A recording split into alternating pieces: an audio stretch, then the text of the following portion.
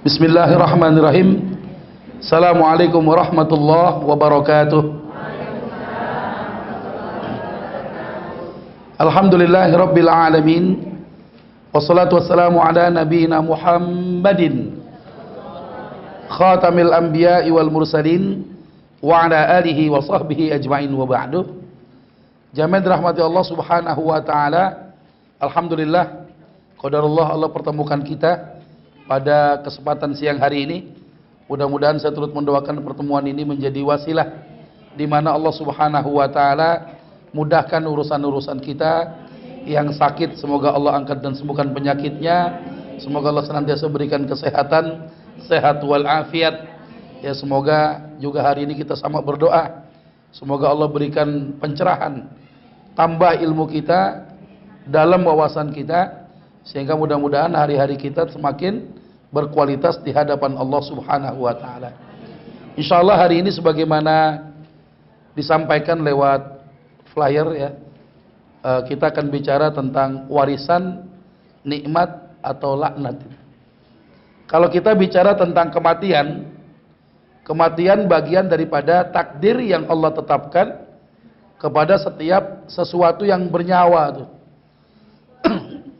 Dan setiap yang bernyawa pasti menghadapi kematian. Maka kalau ada keluarga kita meninggal, sedih itu fitrah manusia sebenarnya. Ada anak ditinggal mati sama bapaknya, dia nangis. Ya, ada bapak ditinggal mati sama anaknya, dia sedih. Ya, ada kemudian istri ditinggal mati suami, dia nangis juga. Bahkan ada suami yang ditinggal mati sama istrinya, dia kawin lagi. Ya sedih juga, coba tanya tuh. Suami ditinggal mati sama bini sedih nggak? Sedih juga, sama cuma 2 minggu doang sedihnya. Ya, minggu ketiga cari gacuan baru. Tapi yang namanya kematian itu kan fitrah ya. Artinya pasti kita setiap yang bernyawa menghadapi kematian. Sedih itu ya ada di dalam rasa manusia. Tapi ternyata di balik kesedihan akibat musibah adanya kematian itu, Allah Subhanahu wa taala janjikan ada yang namanya nikmat dari Allah itu. Nikmatnya di mana? Wong kita ditinggal mati orang kita cintai kok. Ya, nikmat itu berasal dari mana? Ketika si mayit dulu punya harta semasa hidupnya, ketika yang punya meninggal dunia, maka dia dianggap bukan sebagai pemilik harta itu lagi. Jadi harta yang tinggal mati oleh pemiliknya, ya, di dalam Islam, di dalam pelajaran para ulama disebutkan itu harta dianggap nggak ada tuannya, nggak ada pemiliknya. Apakah kemudian harta si mayit jadi milik ahli waris? Iya. Milik siapa? Harta si mayit punya siapa? Ahli waris? Bukan, tapi harta itu kembali kepada Allah Subhanahu wa taala. Yu'tihi may yasha. Allah akan berikan harta itu kepada yang Allah kehendaki. Siapa? Ahli waris. Artinya bagi warisan harus sesuai dengan aturan-aturan syariat. Gak bisa ketika si mayit tinggalkan harta kemudian kita ngerasa bahwa ketika orang tua meninggal, ayah kita meninggal dunia, kita merasa bahwa harta si ayah jadi milik ahli waris, sehingga banyak orang-orang bagian harta warisan itu tidak sesuai dengan aturan syariat, tapi yang dipakai adalah seenak udelnya sendiri itu. Bagi rata, ya, yang penting ridho katanya. Ini kan gak sesuai dengan aturan syariat. Maka kalau itu disebut sebagai nikmat, kadangkala yang nikmat tadi bisa berubah menjadi laknat dari Allah Subhanahu wa taala. Kapan berubah jadi laknat itu? Manakala penanganan waris tidak dilakukan secara tepat. Siapa ahli waris, siapa yang bukan ahli waris. Jangan sampai orang yang bukan ahli waris, dia malah justru mendapatkan harta warisan.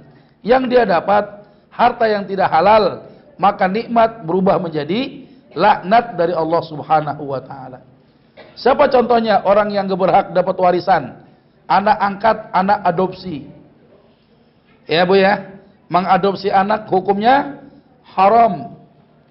Di mana haram mengangkat anak? Pada saat ayah angkatnya menisbahkan nama yang bukan bapak aslinya. Itu yang haram. Ngadu kepada pengadilan, bikin akte palsu, ya enggak? Menamakan si fulan bin fulan, fulan ini bukan bapak benernya itu. Ini yang haram. Ya manidda'a ila ghairi abi.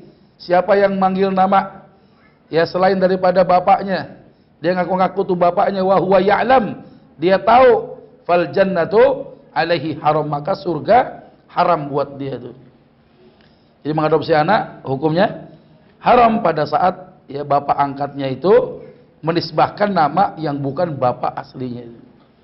Tapi kalau yang namanya mengadopsi anak, mendidik, merawat, membiayai, menafkahi, ya, bakal juga bahkan juga tinggal di rumah, maka hukumnya ini anjuran di sunnah. Ya, kita ngerawat anak orang lain boleh. Tapi sekalipun itu anak dirawat dari kecil, itu tetap bukan anak kita, dia termasuk bukan mahram kita. Karenanya boleh nggak bapak angkat nikahin anak angkatnya? Boleh nggak? Nggak boleh, haram. Nggak boleh. Kenapa? Anaknya laki-laki. Ya, masa bapak angkat nikahin anak laki-lakinya? Tapi kalau anak angkatnya perempuan boleh nggak? Tergantung juga mau apa enggak tuh anak. Ya bapak udah buluk mama saya katanya. Nah jadi ternyata hubungan antara orang tua angkat dengan anak angkatnya itu bukan mahram. Wudunya kalau sentuhan batal. Nggak boleh terlihat aurat kecuali yang kelihatan kayak sekarang ini. Harus begitu kan? Dijaga, dipelihara. Nah jadi kadangkala ada orang-orang yang nggak tepat mendapatkan harta warisan, padahal dia bukan ahli waris. Dia nuntut dengan kuat, dia dapat harta warisan itu, padahal tidak termasuk, dia termasuk bukan yang hak menerimanya, maka nikmat bisa berubah menjadi laknat dari Allah Subhanahu wa taala. Kadangkala nikmat bisa berubah jadi laknat pada saat apa? Penanganan atau pembagian warisan tidak dilakukan secara cepat. Sunnahnya kapan sih bagi-bagi warisan itu? Asra ahsan, lebih cepat lebih baik. Pagi-pagi diumumin di masjid, inna lillahi wa inna ilaihi raji'un, telah berpulang ke rahmatullah fulan bin fulan dalam usia sekian, hadza wa kadza, hadza wa kadza. Ya, habis diumumin, ya ba'da zuhur selesai disolatin, ba'da lasar habis dikuburin, malam habis isya langsung musyawarah waris. Itu sunnah namanya. Ya, jangan nunggu lama-lama. Ya, Nabi kan suka bilang kan, asri'u bil janazah, percepat pengurusan jenazah. Yang kita tahu cuma mandiin, ngafanin, nyolatin, nguburin, tapi kita lupa punya PR. PR-nya apa? Kalau si mayit punya harta, hartanya itu jadi warisan, rukun dan syaratnya terpenuhi, wajib kita melaksanakan pembagian harta warisan itu. Jelas nih? Jadi jangan nunggu kuburan kering. Kalau musim hujan gimana? Ya pas mau dibagi hujan lagi. Ya akhirnya nggak jadi, ya kan? Jadi nggak usah nunggu kuburan kering, nggak usah nunggu 40 harinya. Ya asal lebih cepat lebih baik. Kenapa? Kalau ditunda-tunda, sisi manfaatnya nggak bisa kita jamin. Kalau ada rumah, ada jaminan nggak kebakaran? Kalau ada harta, ada jaminan nggak kepake? Ya, ini kita khawatir kalau berlama-lama akhirnya muncul mudarat. Ya, ditunda-tunda, pada akhirnya ada ahli waris yang meninggal dunia kemudian nggak merasakan manfaatnya itu. Ya, nah kemudian juga penanganan waris bisa berubah jadi laknat Allah, padahal dia berupa nikmat. Kalau ternyata dibagi nggak bener caranya. Yang perempuan ngancam minta bagi rata. Pokoknya bang kalau nggak dibagi rata, gua jangan anggap gua saudara lu katanya. Ya pokoknya bagi rata aja dah, nggak boleh. Hukumnya haram. Ya, kenapa itu hukumnya haram bagi rata? Hari ini kita bahas. Ya, baik itu sebagai pembuka, masya Allah ya, untuk mencari kajian masalah waris ini sungguh amat jarang sekali. Ya, ini sebagaimana Rasulullah sudah memberikan gambaran bahwa ilmu ini akan lama-lama dicabut oleh Allah. Ya, ulama-ulama yang faqih banyak yang wafat, orang nggak mau belajar lagi. Walhasil apa? Orang nanti nanya ke sono kemari, tanya terkait dengan masalah waris dia, tidak ada satupun yang bisa ngejawab apa yang menjadi permasalahan yang dihadapi di antara harta warisan itu sendiri. Coba kita lihat apa sih urgensinya mempelajari ilmu waris ini. Allah Subhanahu wa taala turunkan ayat di dalam Al-Qur'an surat An-Nisa ayat 11 sampai dengan ayat 14 itu. Bagaimana Allah Subhanahu wa taala yang menurunkan surat An-Nisa ayat 11 sampai dengan ayat 14. Kelihatan enggak, Bu? Saya gedein aja biar kelihatan ya. Allah mengawali ayat ini dengan kata-kata apa? Yusikumullah. Kalau dibahasakan dengan bahasa kita, Allah mewasiatkan kepada kalian. Kata yusikumullah ini, kata mufassir, itu kedudukannya lebih tinggi ketimbang kata amara. Amarakumullah, Allah perintahkan. Yusikumullah maknanya perintah juga, tapi kedudukannya lebih tinggi ketimbang kata amara. Apa yang Allah perintahkan kepada kita nih? Yusikumullah fi auladikum lidzakari mithlu hadzil unsayain. Allah perintahkan kepada kalian membagi harta pusaka, harta warisan kepada anak-anak kalian. Lidzakari mithlu hadzil unsayain. Bagian laki-laki adalah 2 kali bagian anak perempuan. Fa in kunna nisaan fawqa thnataini falahunna thulutsa ma tarak. Kalau anakmu perempuan saja ada 2 atau lebih jumlahnya, dapat 2/3 bagian bagi rata tu wanita semua. Ya, wa in kanat wahida, tapi kalau anakmu perempuan sendirian saja, enggak ada laki-lakinya, falahan nisab, dia dapat setengah bagian daripada harta ibunya atau harta ayahnya itu. Ya, yang mau saya sampaikan di ayat ini di ayat 13-nya Allah nyatakan di ayat 13 ini tentang aturan 11 12 tadi di atas. Ya, tilka hududullah. Yang demikian itu adalah aturan-aturan Allah, ayat 11 dengan ayat 12 tadi. Wa may yutillaha wa rasulah, siapa yang taat kepada Allah dan Rasulnya, yudkhilhu jannatin tajri min tahtihal anhar, maka orang ini kalau bagi warisan sesuai dengan hukum syariat, sesuai dengan aturan Allah, dia dapat harta ziyadatul khair, tambah keberkahannya. Kalau dia mati, ada surga yang Allah persiapkan untuk orang yang mau menghitung waris sesuai dengan syariat itu. Ya, yudkhilhu jannatin tajri min tahtihal anhar. Ya, masuk surga, di bawahnya mengalir sungai-sungai, ya. Kekal juga, khalidina fiha, kekal di dalamnya itu. Ya, jadi bagi warisan itu bukan perkara tabu. Ini perintah agama. Ketika rukun dan syaratnya terpenuhi, kita bagi sesuai dengan aturan syariat, Allah menjanjikan surga buat kita sekalian. Ya, si mayit dapat enggak? Si mayit dapat enggak? Dapat dong. Ya, dengan sebab dia kan ada harta itu. Ya, ayah kita kerja, ya, ibu punya usaha, wasilahnya, ya, kita dapat surga, orang tua kita dapat surga juga. Maka anak yang sayang sama ibunya, anak yang sayang sama bapaknya, ketika kematian orang tua, segerain bagi warisnya itu. Kenapa? Biar kebaikannya segera disampaikan oleh Allah Subhanahu wa taala. Ya. Nah, kebalikannya sekarang. Wa may ya'sillaha wa rasulah, siapa durhaka kepada Allah dan Rasulnya, wa yata'adda hududah, dia menentang aturan-aturan Allah tadi, apa yang terjadi? Yudkhilhu naran khalidan fiha, masuk neraka, kekal di dalamnya itu. Ya, aneh ini, ayat unik juga ya. Ini kan ayat buat kita kaum muslimin. Ya, urusan masuk neraka kekal di dalamnya itu buat orang-orang yang enggak beriman pada Allah. Orang-orang kafir masuk neraka kekal di dalamnya itu. Tapi gara-gara warisan, ada orang yang durhaka kepada Allah, nggak bagi warisan sesuai dengan syariat, Allah jebloskan dia ke dalam neraka, bahkan kekal di dalamnya. Ya, di dalam tafsir Al-Jami' ila Kamil Quran, Al-Imam Al-Qurtubi menyebutkan apa? Ada dua kemaksiatan.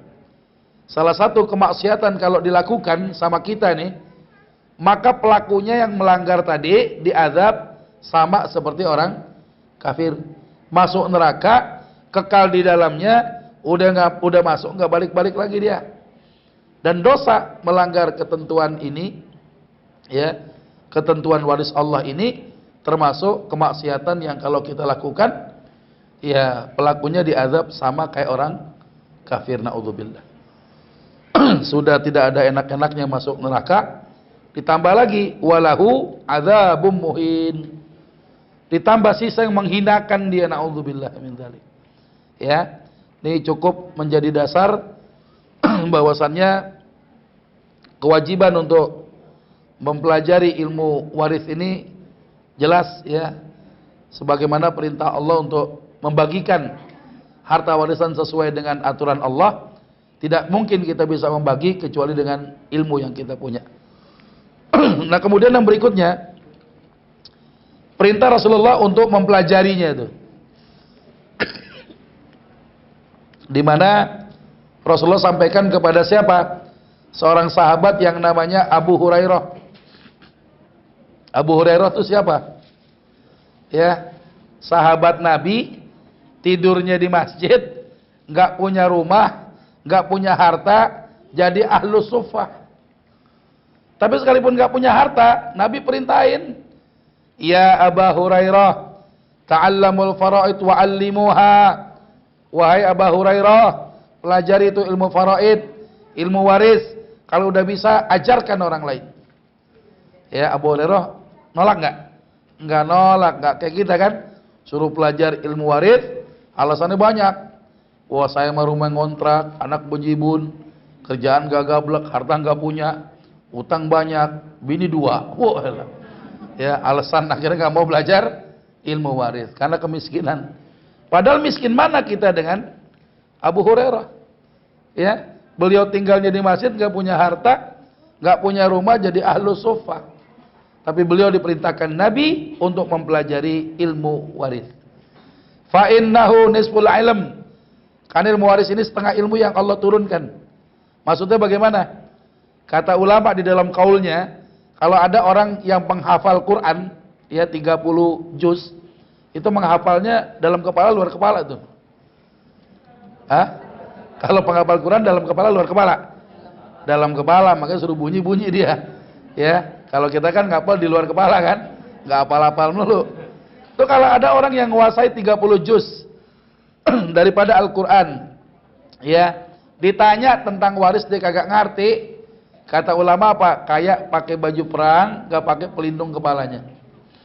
Kalau zaman sekarang nih ada pembalap bawa motor moge gitu kan, cc gede, dia lengkap sama jaketnya tebal, lututnya ada pelindungnya, sikutnya pakai protektornya, dia ngebut, dia lewat tikungan lupa pakai helm. Kira-kira kalau jatuh bahaya nggak? Bahaya. Sebahaya itulah orang yang katanya menguasai Al-Quran tapi tidak menguasai ilmu waris, setengah ilmu. Yang berikutnya, huwa yunsa. Kata Nabi, ilmu ini akan dilupakan orang. Wa huwa awwalu syai'in yunsa'u min ummati. Salah satu ilmu yang pertama kali akan Allah cabut. Ketika ilmu ini dicabut, apa yang terjadi? Wa tadhharul fitan. Muncul fitnah. Fitnahnya apa? Hatta yakhtalifal ithnani fil faridah. Ada dua orang yang bersengketa masalah waris, ya. Tanya ke sono kemari, la yajidani man yaqdi biha.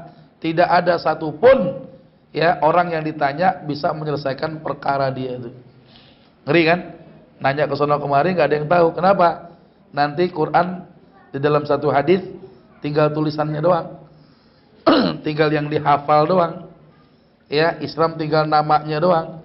Ulama yang tinggal di kolong langit ini kata Nabi seburuk-buruknya makhluk.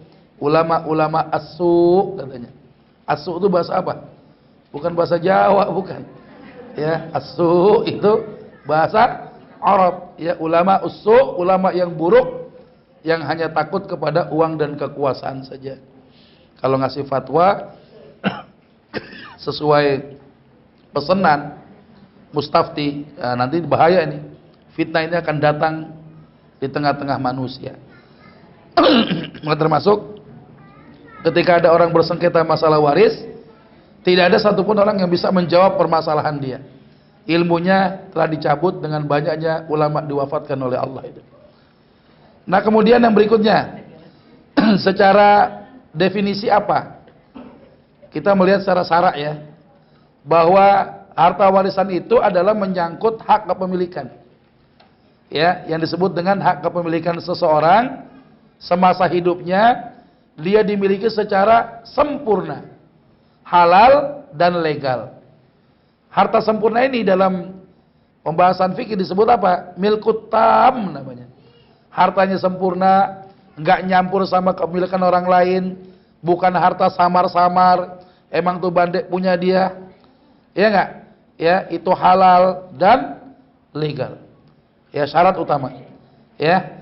Nah, ini makanya kalau ada bicara tentang harta masih nyampur, ya, Undang-Undang Perkawinan nomor 1 pasal 35 tahun 74 tentang harta gono gini, itu tidak dikenal dalam Islam tuh. Ya, nggak ada Islam menyebutkan bahwa akad nikah seakan-akan akad yang menghalalkan seorang istri bisa mendapat separuh harta suami, nggak ada.